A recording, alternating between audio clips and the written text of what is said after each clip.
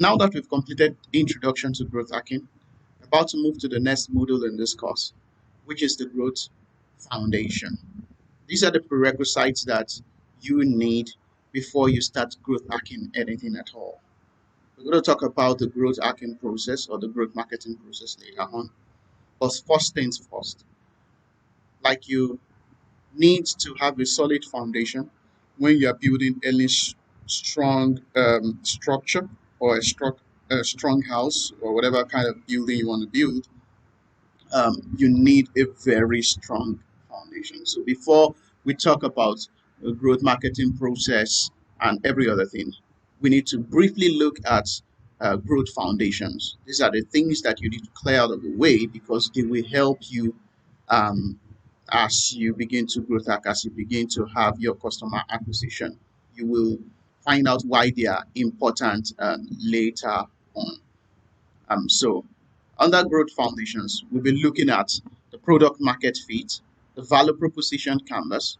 We'll take a look at personas. We'll take a look at the use case map.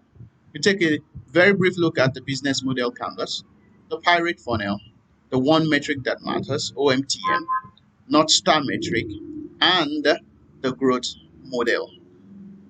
If you're a startup that is already in business for quite a while, you must have used some of these tools that we do have here. You must have come in contact with some of these tools here because, for example, you can have a proper business pitch without using the business model on Canvas. So some I'll touch briefly because you might have gone through it already, and then some I will go a little bit into detail to help you understand its importance for growth marketing or growth hacking. So first, we take a look at the product market fit, and you may have heard of this concept before.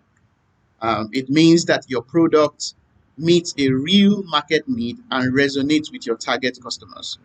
Achieving product market fit is crucial for sustainable growth and success.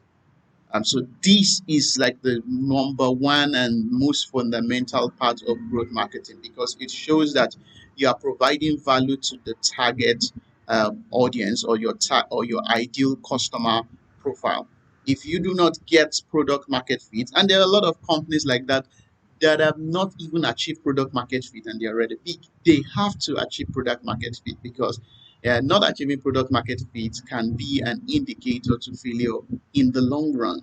So, certain companies have not necessarily achieved product market fit, but they might have great numbers, but they strive towards trying to achieve the product market fit. So, what you want to do first of all, as you are starting your business or the startup, is to find a way to achieve the product market fit. So basically, we have this here. You have the product, you have the market. You can see the target customers inside your product. That means you are using your product, and the product is serving their needs. On the right hand side, you have gone to the market with your value proposition, and the value proposition fits the market. The UX fits the market, which is the customers or your ideal target customer profile and the future set. So it's like you see this arrow. It's like the market went to the product. It's like the product also going into the market. So it has to fit into each other. And we have four quadrants actually for product market fit. On your horizontal side, you have the depth of customer engagement increasing towards the right from echo chamber to listening. Listening means that you are actually customer centric and you listen well to your ideal customer profile to actually understand their needs so that you want to be sure that you are meeting what they need. The other thing is the vision for your company, what your company actually solving. And that will include your messaging and the actual thing that your company is solving. That's the value. The value. So think of uh, the depth of customer engagement as you understanding your market, their pains. Think of the vision for your company as the product. Do you have a compelling product or do you have a non-convincing product? So on the left, top left corner, you have what we call sexy story there. And that means your vision for the company is very compelling, but does not necessarily solve any need because you are not listening to what the market needs. You went ahead to create a nice product, maybe even raise some money. It's very nice, it's very cool. So you are able to, give us a fancy, story, things that people don't necessarily need because you are not listening. So, but you must realize that recognition and fundraising prowess are not substitute for product market fit. Like I said before, certain companies can raise funds, and it doesn't necessarily mean that they have a product market fit yet. Maybe they are just been able to raise money because what they are selling is compelling, in some sense.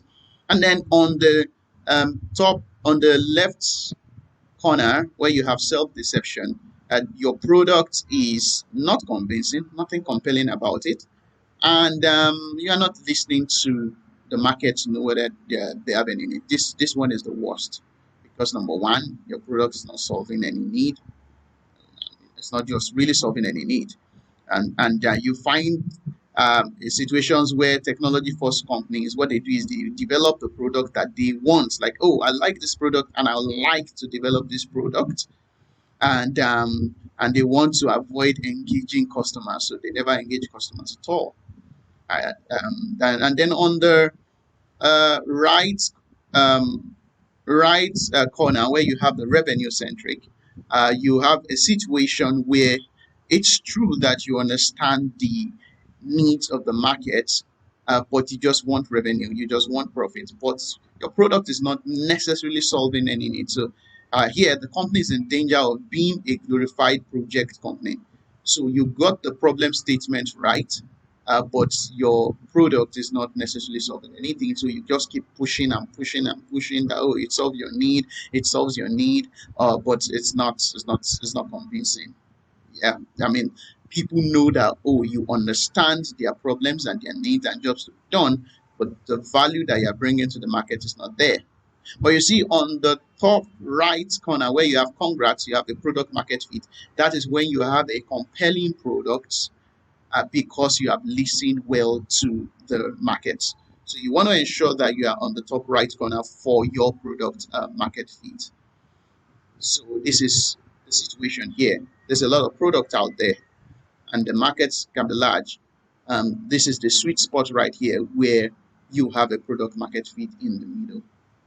And of course, a product market fit, um, you have distribution in between. Where are you actually going? How do you take this product to the market? So the product market fit is when products value proposition, distribution channels, and customer needs are in alignment, because you can have customers that need what you are offering. You can have that, you can have a great product, but your distribution is poor. So channel or distribution is always part of how you achieve a product market fit. So where your customers are, or how you distribute your product. So even if you are in the top right corner, you still need to think in terms of your distribution to get to the particular market. And so to do that, usually we use the product market fit canvas. You may have heard of this before. On the left hand side, the column, we have customer segments where you actually understand your customer. That is the market. And on the right hand side, you have the product or service. That is the product. So first you have the characteristics or jobs to be done. You're asking yourself the question, which is your typical customer for your product and what are they trying to get done? And on the other side, you looking at what other alternatives are they currently using to get that job done, because that will inform whether what you are offering is just a wannabe, or you are just trying to be a competitor, or you are offering something unique compared to the other alternatives. Then you have problems and needs. What are the pain points? What are the problems? And then what key features does your product have to solve those problems and need? And then you have channels. How do customers actually acquire your products, and the value for the channel? What is the value your channel will get by offering and selling your products? And then you have the experience. Why does your customer What does your customer do with your product to actually get real value? What do they do?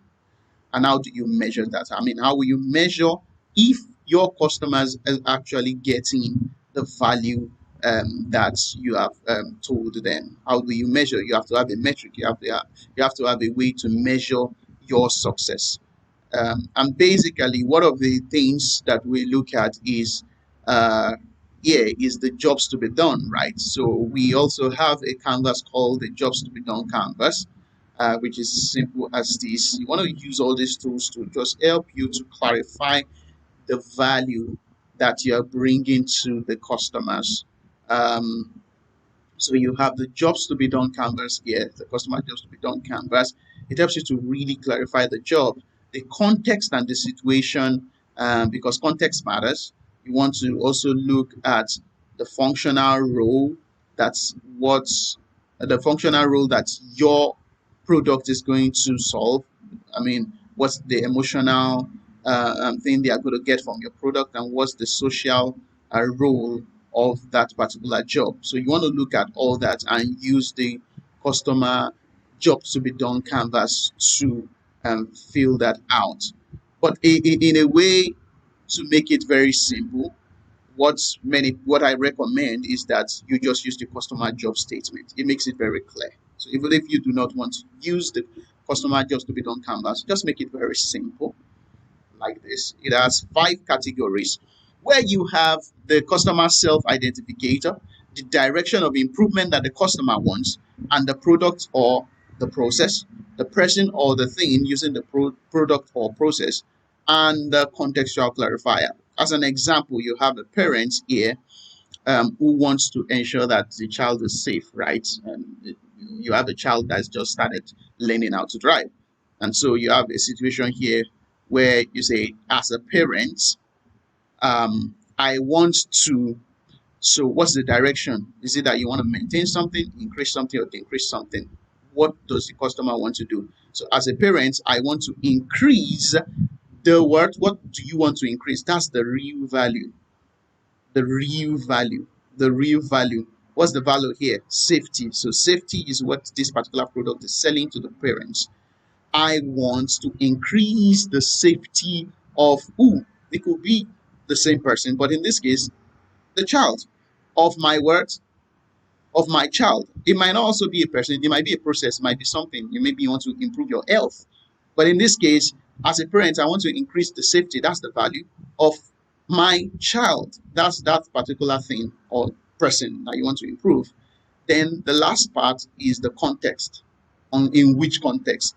When they start driving for the first time. So that's the situational context. This makes it very easy to define your customer job statement, and it will be useful for your uh, product market fit canvas, right? So this is how you want to do it. So when you say as a parent, you have to think about the customer in relation to your product. If it's a investment fintech app, you say as an investor, I want to, right? So if it's an HMO app, as a person or something that relates, as a patient, something like that, I want to maybe just easily be able to access healthcare. So you have to put the you have to define the person in relation to your product when you are filling this out. So the customer job statements make this to be easy to fill the product market fit canvas here. Again, you have characteristics and jobs to be done. So when you use the um, jobs to be done canvas, it helps you to solve and clarify the characteristics and jobs to be done. So, which also brings me to the value proposition canvas, because the value proposition canvas actually helps you to now even further clarify the problems and needs of the customer, the key features, right? And it helps you to know the value that the customer is actually getting. So, the value proposition canvas also helps you to fill up the product market fit canvas, right? So this is us branching out to use other tools to fill the product market fit canvas. So the value proposition canvas is a strategic tool that helps businesses to understand and design their value proposition by focusing on the customer's needs and desires. It's a visual framework that actually allows you to analyze and align the relationship between your product and service and your target customers. And it looks something like this. Very simple. On the left hand side, you have the value proposition, what you are offering, and then you have the customer profile, has to do with how your value proposition is solving their gains, solving their pains. I mean, gains they need to have, pains that they have, and the jobs to be done. Because now you've clarified the jobs to be done. So once you've clarified the jobs to be done, you can then use that here. The jobs to be done has to fit the product and services, or the features, the key features that is solving the key features on your product and service that is solving the customer jobs. What does the customer want to gain? What are they looking to gain? What are they looking to gain? So what do you have in your product that will create the gain for them? What are the pains that they have? And what do you have in your product that will relieve their pain? That is why it has to fit. It has to fit. As an example, you have a situation here where people usually just go to the store to shop, and then a grocery shopping platform or app was created. And we have a good example here. What is the pain of this person? Long lines in the shopping mall. The person might need help. Oh, I need this. Do you have this? Can I get this? You're asking. And there may be a lot of crowd. So maybe you are unattended to for a long time. Or maybe you can't find items. You're looking for items around the mall and you can't pinpoint where the item is. Or maybe you are just unsure of what's on sale. You're going to the supermarket, and what if you go there, you've gone through a little bit of commuting time, and then you do not find what you want. You do not know ahead of time maybe what you are looking for will be available. So those are the pains of this particular person. And so you have to look on the left hand side. What are the pain relievers that solves this particular pain? So for example, the person needing help, or you can't find the items you need. Now the self checkout actually helps you to do this, right? The self checkout actually helps you to find items online, because now you can check items and easily pull out the records, just like you have on e-commerce platform. You just check it out and say, oh, do they have? If they don't have, you already know that they don't have, so you can be clear that maybe something is not available on the particular store. And maybe if you need help, maybe the attendant is usually rude and all that, but on the platform here, it seems like a friendly service. Maybe they have like an AI bot that actually responds to you 24/7. So you have friendly service there. And then you can find items. You can actually do price lookup. So you find all these pains here on the right hand side, but you have pain relievers that solves this. So you want to be able to properly itemize this. I mean, look at the gain side. On the gains, what do they want to gain? Convenience. So what is on the left hand side that will solve convenience? Maybe delivery. So I reduce commuting time. They bring the products to me. I make payments ahead of time. Maybe the person wants to also gain points and rewards. And so on the mobile app, once you download it, can give you rewards and points. And look, on the jobs to be done also, maybe you want to buy food, you want to buy gifts, you have things like that, or maybe managing your money. You want to be able to properly manage your money. So that means you can know ahead of time, you know, you already have the price lookout, you can check up price as a pain, but now you want to manage your money. So in managing your money, what do they have? What do they have on their product and service that helps you to manage your money? Maybe discounts. Discounts help you to manage your money because you don't want to overspend. So this is how you want to create the value proposition canvas. And then you also have an example here of a centralized learning and assignment management platform for students of Harvard University community. The customer segments are the students of the Harvard University community. I mean, look at it, for example, on the pain side and then the pain reliever side.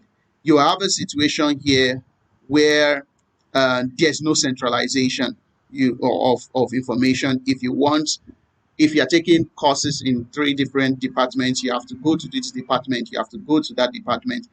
And that's a pain, right? You go from maybe one faculty to another within the school. But this particular learning platform sort of have everything centralized here. So what's the pain reliever here?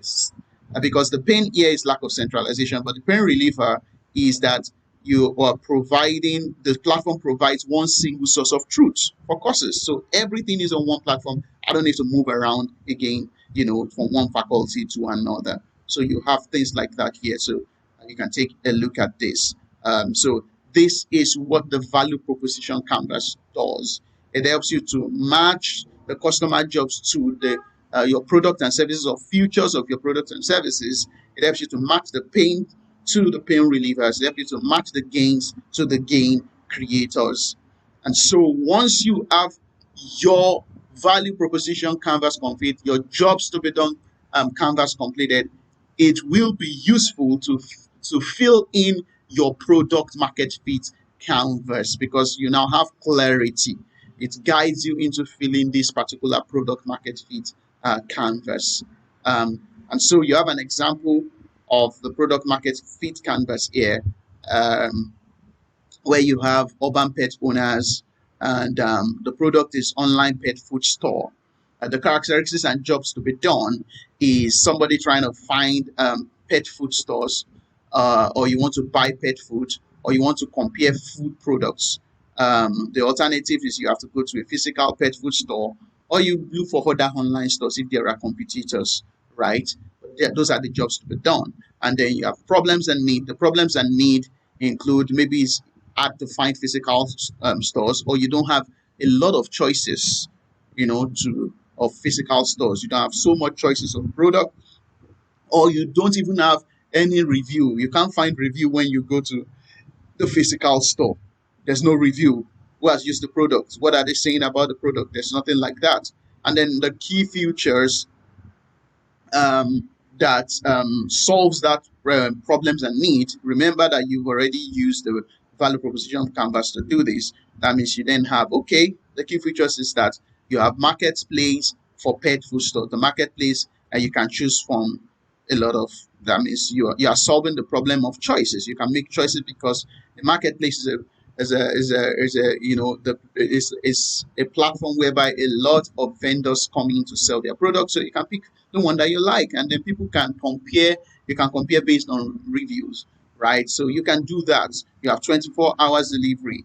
Customer ratings of food items solves the problem of lack of reviews, right? So now you have reviews to solve the problem. So that's the key features that you then have on this particular online pet food store. What are the channels that you are going to use to how are people getting to know about your product, or the online pet food store? That will be your online store or Instagram store, right? Maybe you have a store on Instagram and people are getting to know you there. And then you have the value for the channel, which is digital marketing and SEO, customers on social platforms like Instagram, the user experience, and the key metrics. Are you checking the user experience? That means how are people behaving on that particular platform? So user experience means that people have enough choices now, right? And you are looking, what are the key metrics that you will use to check whether people are actually experiencing what they are looking for? How do you know that they are getting the value? What metrics will you use? So on this kind of platform, you are looking at repeat purchases. Are people coming back over and over again? The urban pet owners, are they coming back over and over again to purchase on your platform? And what's your average order value? Is it small sizes? How big is the value size of what people are actually buying? And what is the total sales? And so that's an example. You also have another example here, just a general example of an iPhone user, and the product or service is the App Store on the iPhone, of course.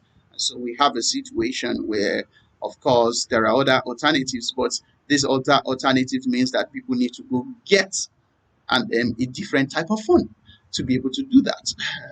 But so you see that the jobs to be done is they want to use the phone, and if they have to use the phone, even though you are saying that The other alternatives are BlackBerry App World, Windows Store. They won't be able to necessarily use it, and it will be a pain in the house, pain for them to be able to do that. So you have situation also here where you have the problems and the need, um, which is they want to find the apps that they need to be able to use, because what makes you to use a phone is the apps, right? And then you have a situation where it's easy to install the app, it's easy to pay for the apps, things like that here. So this is just another general example of like a product market fit, the app store for iPhone users being the product, and it just fits because it's already on their phones, ideally on users' phone.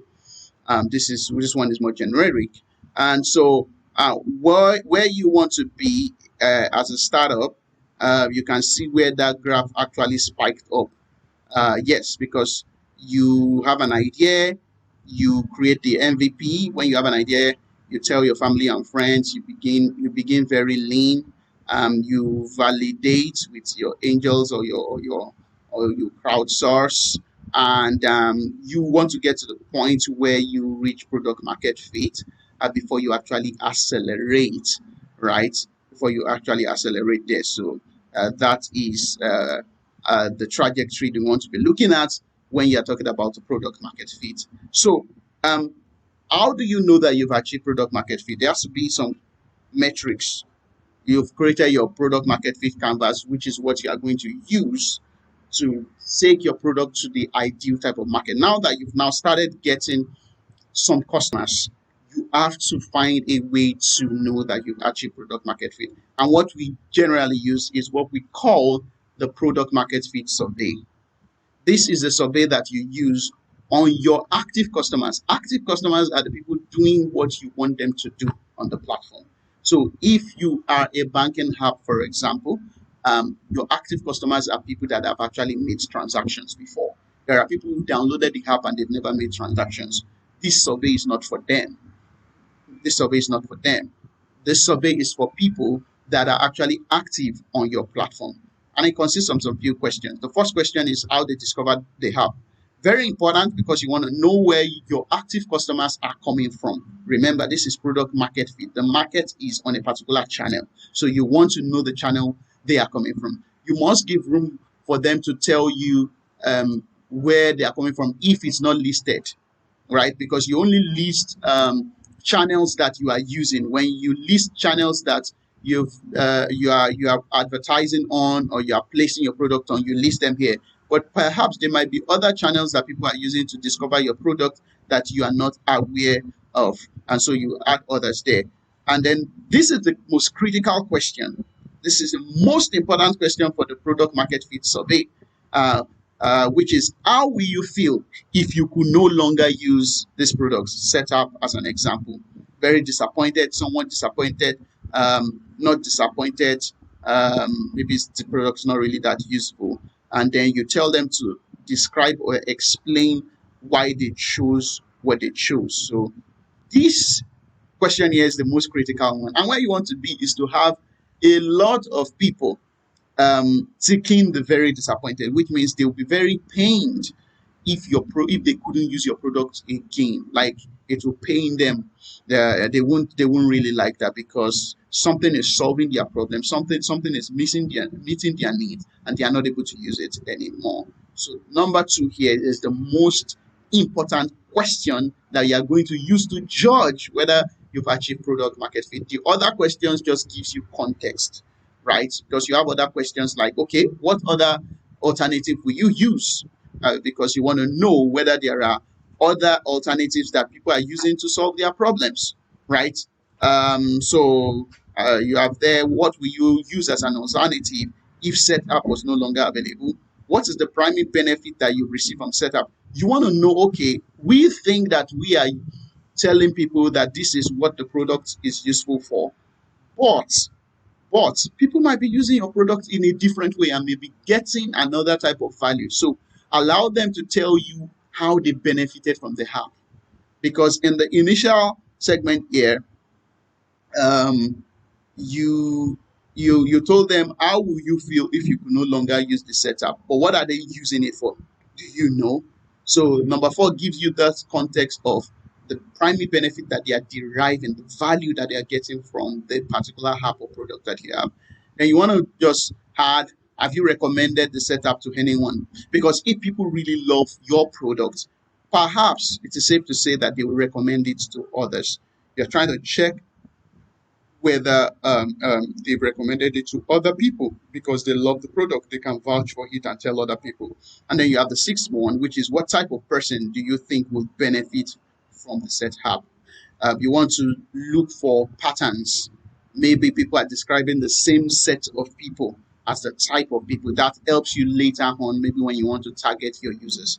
And so that is the survey that you use for your product market fit, the product market fit survey. Remember again, like I said, the number two question is the most important question.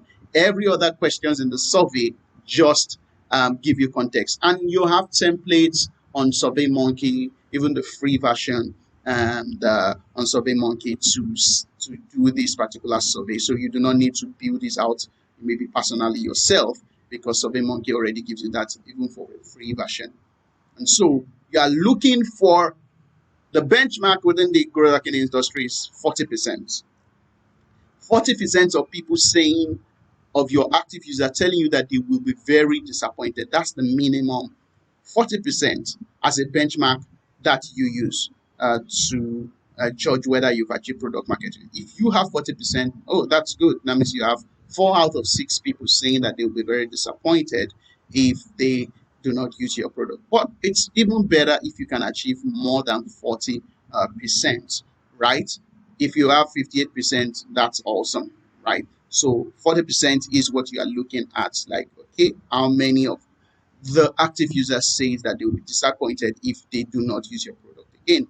So you do the survey, you analyze the survey based on people's responses, and you use that analysis to go and improve your product.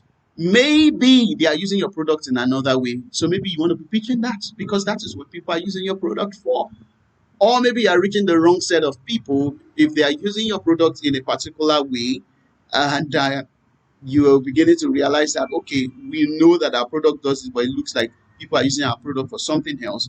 You want to know how you use that information to improve your product. So we've covered the product market fit and the value proposition canvas. Now, there's no way you have even done the value proposition canvas and the product market fit without talking about personas. So I know we most likely know about personas, but I'll just go into it briefly just because you cannot talk about marketing and not touch on personas. So what are user personas? User personas, also known as buyer personas or customer personas, are fictional representation of your target customers.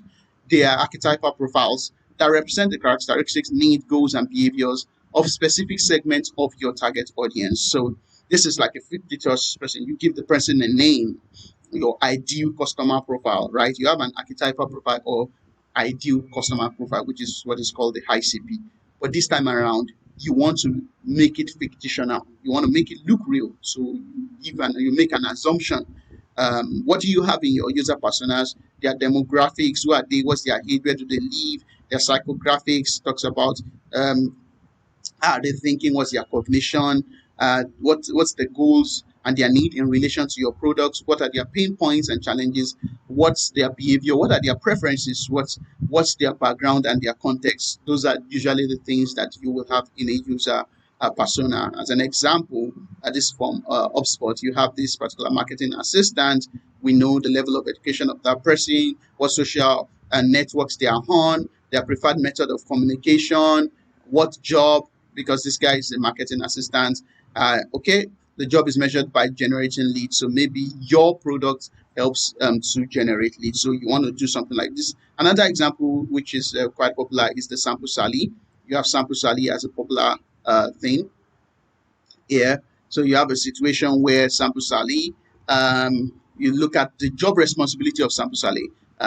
He wants to be able to consult with employers to identify needs and preferred qualifications. So this is like an HR person, right? He wants to hire and refer qualified candidates. He wants to conduct new employee orientation, process paperwork, and this person actually reports to the head of HR. So maybe this is an HR, what's it called, that you're using. using something that is an HR based product. So what are the tools that they need to do their job? Maybe Bamboo HR, Slack, Trello, Greenhouse. Where do they gain their information from? So things like that. So you just create something that is fictional. I don't want to go so much into this because I want to make an assumption that if you are doing a business, you most likely have covered or looked at your ideal customer profile, and then you already have a user persona. So how do you arrive at personas? How do you arrive at personas? One of the things you can do is to conduct interviews with your existing customers. Or if you don't have customers yet, go look for potential customers and interview them. Or, people that represent your target question. Ask them about all the things we talk about, their demographic, their background, what are their pain points. One of the things to help you to hack growth or do growth marketing, one of the very things to help you to do growth marketing um, is to talk to customers. You have to talk to customers to know their pain points, whether they are existing customers or potential customers. You can also just, send out surveys to your existing users to know what they want. Just understand your customer. Design a survey. SurveyMonkey is also useful for that. Just send out a survey that can help you to understand your customer better. Or if you're already gaining some traction and you have data, and you have customer data, and you want to use your website analytics, maybe Google Analytics for, maybe you have customer support. What kind of logins or complaints do people have from customer support? What are people complaining about the most in customer support? That can give you an idea of the personas, their pain points, right? And then you have general market research. What research has been done by popular research companies about people in your product? If you are targeting SMEs, if you are targeting MSMEs, maybe you are a B2B product, what are they saying? What's if your product is targeting maybe marketers, right? The CMOs, what's their pain points? What do they really need? And you can find that out using just general market research. So you have a lot of market research resource out there, maybe that has been conducted by some of the top companies in the world, McKinsey, PwC. What research has actually been conducted that can help you to arrive at your personas. And so we've then concluded the product market fit, the value proposition canvas, the personas, and then want to look at just very briefly again the use case map. The use case map helps you to know how your customers will use the product. How is this different from some of the other things we mentioned, like the value proposition canvas? This is different because it itemizes two extra things: the usage frequency of your products. For Facebook, Instagram, and social media apps, for example, people use the product every day. And when people want to make a decision to use your product, how long does it take them, depending on who your target customer is? Also, your products can be useful for multiple categories of people. So this is where the use case map comes in. Your products can be used for different, and people may have different why. One category of your customer segment may be using your product for different reasons. Another category may be using it for another different reason, right? Before you do the use case map, by now, from all we've looked at, you must have identified their problems. You must have known their alternatives. You must have known their why, right? Maybe the why is the jobs to be done. Maybe by now you already know the ideal customer or user or target user. By now you know that. But the additional two things we had here is the usage frequency and the consideration time. That is very important by the time you start doing marketing, so that you are not frustrated. So if you are doing like a B2B product, or you have a B2B product, the consideration time might be higher. It's easy to sign up for maybe Snapchat, TikTok in 1 to 2 days because there's no need for much consideration. But if it's a B2B product, maybe like Salesforce, it may take a while. It may even take months for the companies to decide between products. As an example, you have SurveyMonkey. SurveyMonkey here, you have a use case one where people need the SurveyMonkey app for personal use. It's not for business. And then you have businesses that need it for data collection. So you see the problem here for the personal use case. That says I need to get input on a personal project because this person is just doing a personal project, and their Alternatives are Google Forms. I can use Google Form, is also free, right? Or questions listed in an email. And then you have a situation where why you ask yourself, why are they using it? They are using it because SurveyMonkey is easy. It has good templates, maybe compared to Google Forms, and the structuring of questions in SurveyMonkey is probably better. So that is why they want to use it. And maybe your target customers for this is the young to the middle-aged individuals. What's the usage frequency? They don't really use it that much because they are not a business. So they use it between every 3 to 4 months. Maybe there's a student or something. So they don't use it constantly as you will think. Then the consideration time. It doesn't take much time, maybe 5 to 10 minutes. If they see an advert or maybe SurveyMonkey, they are able to just quickly decide and sign up.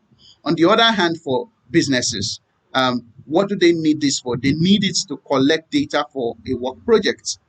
And you can see the usage frequency. They might need to be running surveys, various surveys to users within the business every month. That's different. And these are individual employees who are the ideal customer profile here. You have people, maybe a marketer or the head of growth or the head of marketing, and they take a little bit of time to decide, maybe 1 to 2 weeks, because they have a lot of alternatives, right? They can decide to use a customer research agency or a another customer user research platform.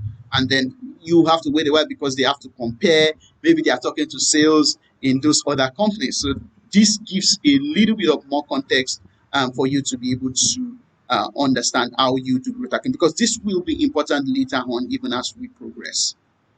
So also, we look at the business model canvas. I really want to go into this. This contains 9 segments or 9 portions, which for anybody that is pitching to maybe investors, you must have used the business model canvas. So I wouldn't go into this in much detail. But guess what? Everything we talk about all to this point will help your business model canvas. It clarifies the value proposition canvas, clarifies your value propositions here. It clarifies your customer segments. It clarifies your channels. It clarifies your customer relationships, right? So these are very, very important prerequisites for your business model canvas. If you've created your business model canvas already, and you've developed your business speech maybe for investors, using the other tools that we've mentioned will further help you to create a better business model canvas. Maybe iterate some things and make them better here. So now let's just quickly talk about the Parry funnel, which is popularly used in the growth hacking or growth marketing world. I think Alistair Crowe was the one that created these, and it's the AARRR model, and this is how the funnel looks like. Interestingly enough, later on, the guys at Growth Tribe added one extra layer, which is the awareness, because they believe that your product, people need to be aware of your products before you talk about acquisition. So, and then later on, it turned into 3 A's, R. But the acquisition part is where users find your products, where they are acquired. Activation is where users interact with your product, or they take the first most important action that you want them to take. Then you have retention. This is where users become engaged with your products, and they keep coming back. Referral is where users recommend your product, and revenue is where users pay for your product. Bear in mind that the RRR, it can vary. In some instances, you will see that maybe the revenue comes before the retention. In some instances, referral is usually the last R. So it depends on the kind of business model that you are driving. So you have that. So should we be thinking in terms of funnels, or should we be thinking in terms of growth loops?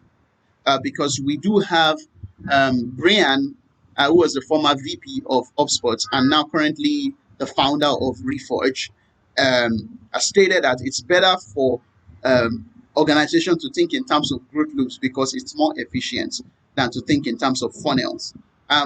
So what are growth loops? Growth loops look like this, where there's an input. So for example, you have an input here, the process of acquiring new and returning customers, and they take specific action.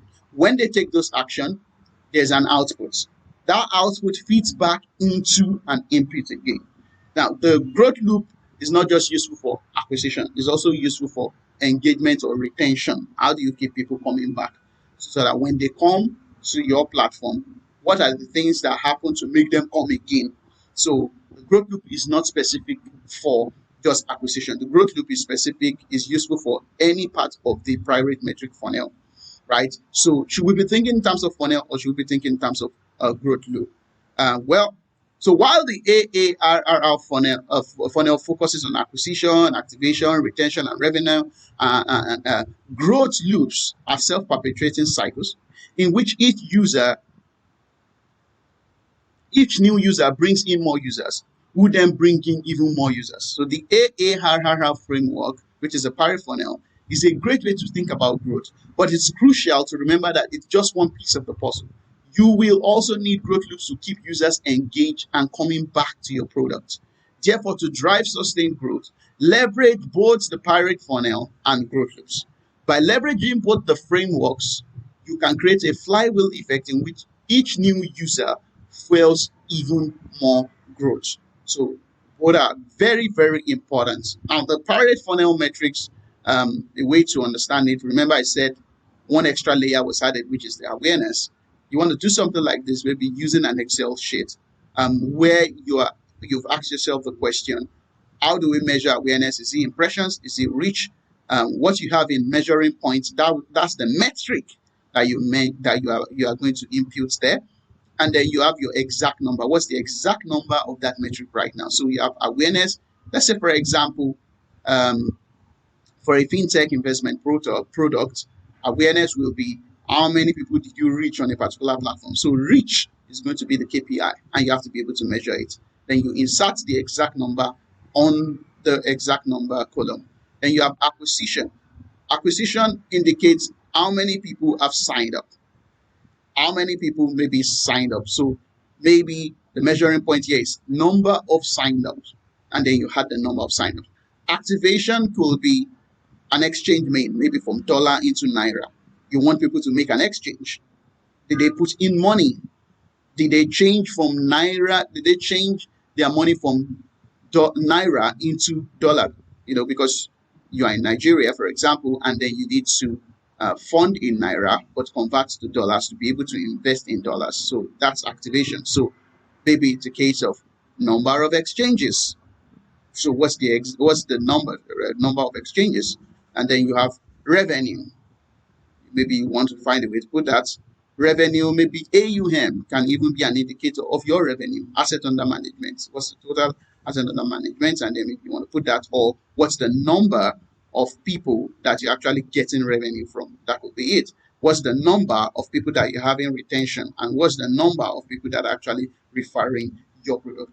On the right hand side, you then have bottlenecks, because what you begin to do is to do a calculation of your conversion rate as people move through the funnel, so that you can understand the bottleneck, so that you can understand where your funnel is leaking, right? So you have an example like this where you do like a bottleneck research. You have an instance here where when it comes to moving from revenue to retention, this particular product seems to be losing a lot of people. They are not retaining people, because you have 10%, a 10% drop, which is huge. I mean, from activation to revenue, making a lot of revenue from people, but why are they not coming back? So usually growth hackers will just focus on that one metric that matters. That will take me to another concept called one metric that matters, right? They focus on that particular metric, which is where you're having the biggest bottleneck. See another example here. See another 10% here from activation to revenue, where you have 10%. You see that this is your main bottleneck in the business. This is the place where you actually need to fix in this particular business, or in this particular funnel. So that leads me to the one metric that matters, because the bottleneck research helps you to know that, okay, as people move down the funnel, what do we need to improve on the most? You know why? Because if you keep pushing advert, getting more acquisition, you keep losing revenue in this case, or you keep losing retention in this case. That's the issue. So you want to fix that before you maybe spend more money on adverts, or as the case may be.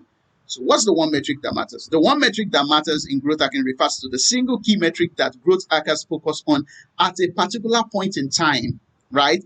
To drive significant growth for business. It doesn't mean that they are not focused on other things. It just means that when you look at the funnel, one thing is more important at the moment or for that month or for that particular week. Because if you do not fix it, you keep losing and you will not grow. So the specific one metric that matters can vary depending on the nature of the business, depending on the goal of the business, even the stage of the business or the strategy that is being employed. Look at the 5 stages of lean analytics. So you have 5 stages here. You have a stage where you are still trying to gain trust because you are new. That's empathy. You want your product to stick. You're looking for stickiness. You are looking for virality, where you want a lot of people to know about you, word of mouth. And you have another stage where want to start generating real revenue, right? Massive revenue. And you have a point where you want to scale. Maybe you want acquisitions and mergers. You want to really scale big. So you are usually at one point of this within your company. Are you at the stage where you're still trying to gain trust, or you just want your product to be sticky, or virality? What stage are you in? Then the other side, which is the horizontal side, talks about the business that you are in, because the one metric that matters will then also differ based on the type of business you are in. Are you an e-commerce product? Are you in a two-sided market? Is it a SaaS where people pay for that software as service, and you have a subscription model? Is it a mobile app? Do you have a platform that is a user-generated content platform, or is it a media platform? That will be those 2 yardsticks that will determine, that can influence your one metric that matters. So the business, the type of business you are in, the stage of your business, and then you look at the funnel there to look at using the bottleneck research that we talked about. This is an example for empathy. Generally, at this point, you don't even know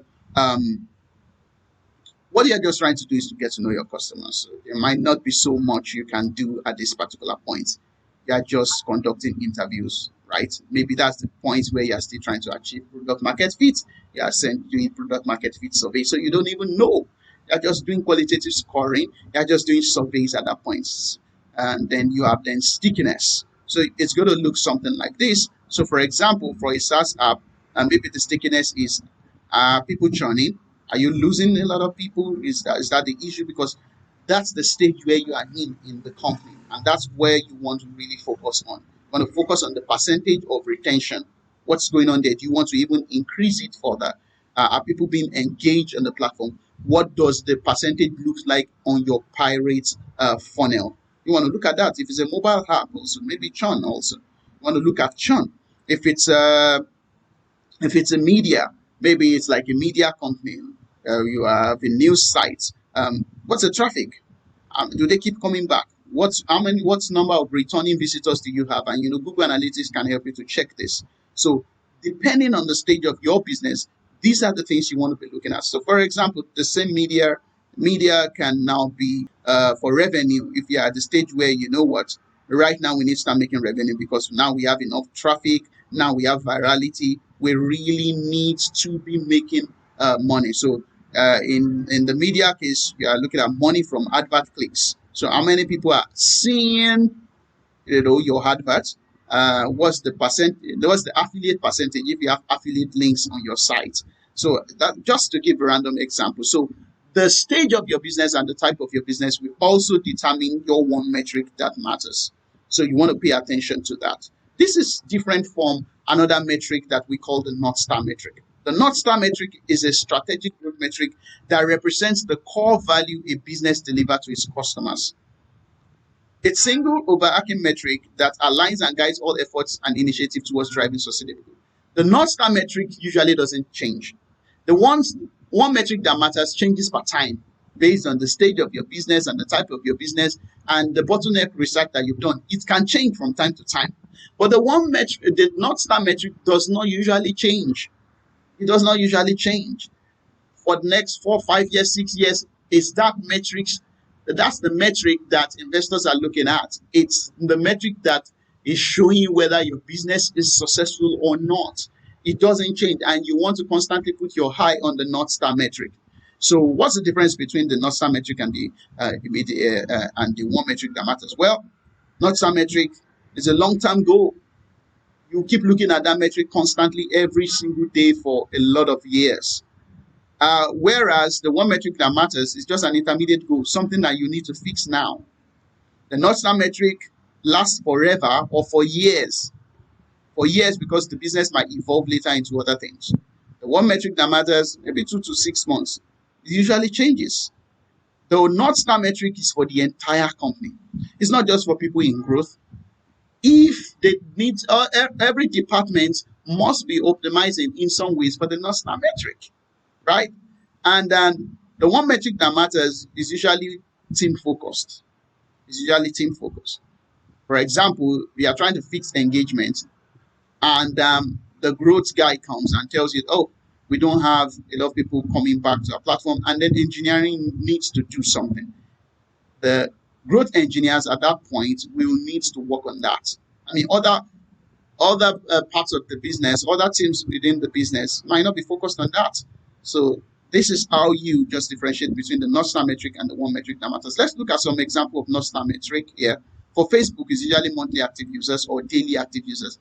You know why? Because they serve adverts, and if their monthly active users keep dropping over time, that spells trouble, because what are you going to tell advertisers if people do not come to the platform? So they need to find a way to keep people coming to the platform. That's it. What's the monthly active users? Airbnb constantly is always going to be how many booked nights are people really booking? Because if people are not booking, all these things are tied to their revenue, and business is in business because of revenue and profits. But you see, we are not mentioning revenue and profit here because something leads to revenue and profits. So that is what you are optimizing for. If we have enough monthly active users and we are able to get a lot of data about them, we can improve our targeting criteria. We can sell that to advertisers to come and advertise on Facebook, right? For Uber, you have rides per week. How many rides are we having per week? Because the more rides that we are having per week, the more revenue that we can make, right? So you have things like that. So these are some examples of North Star metrics. So you want to ask yourself the question, what's that metric that is very important for my revenue and for my profits? So we've covered a lot in the growth foundations. And then lastly, we just cover what we call the growth model. So the growth model was developed by Reforge also. The growth model is divided into 3 parts majorly, where you have acquisition. You want to look at how you're acquiring customers.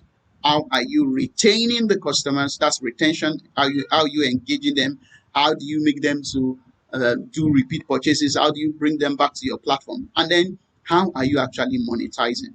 How are you making money? But the focus here for me is acquisition, because we are really focused on acquisition in this particular course.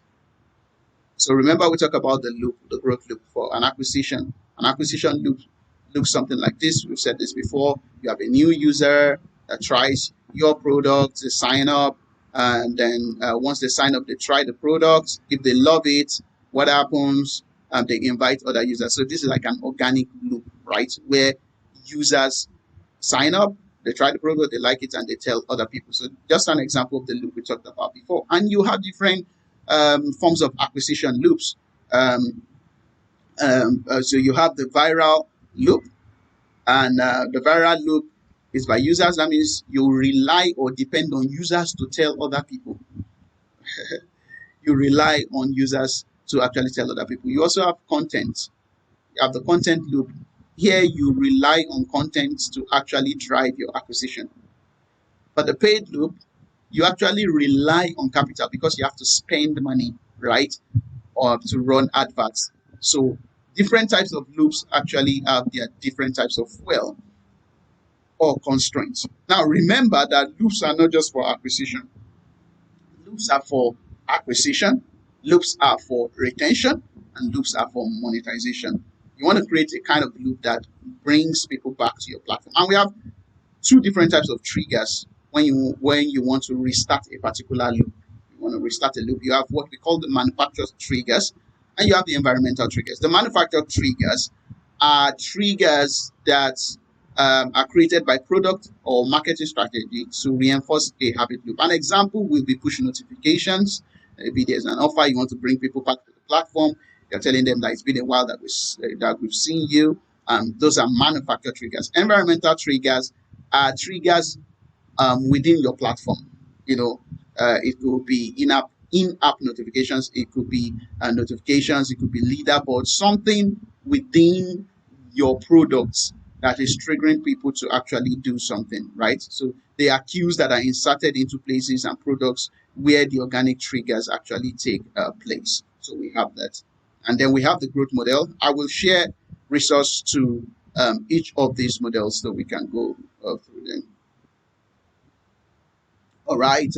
So we have an organic loop here, organic loops model, and we have also acquisition loops here. And let me just quickly use this as an example. SurveyMonkey again.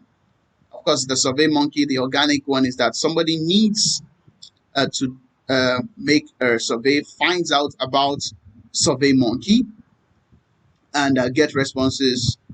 User needs to survey responses from a group of their recipients. Then users goes to SurveyMonkey to create and send survey. And what's the reward? Then the user gets a reward, which is efficient, high quality survey building and deployment. And then the loop goes on, the user goes to tell other people. And then you have manufactured loop where SurveyMonkey collected HR survey response data over a quarter ago. So this is a company, they've collected a particular survey over a month ago. That's the first step. And then you remember that this is manufactured. That means you are the one that will nudge the user to do something. So in this case, SurveyMonkey then notifies the user via email of the benefits of collecting that particular data over time. That, okay, we know you collected this data about 3 months ago. It's important that you keep collecting this data because it helps you. So you can then resend that particular survey again. So that's a manufactured trigger right there. So, and then you make an assumption that the user will open the email and then they will recreate the survey and send the survey, and then the user actually then gets a reward, which is building efficient, high quality surveys.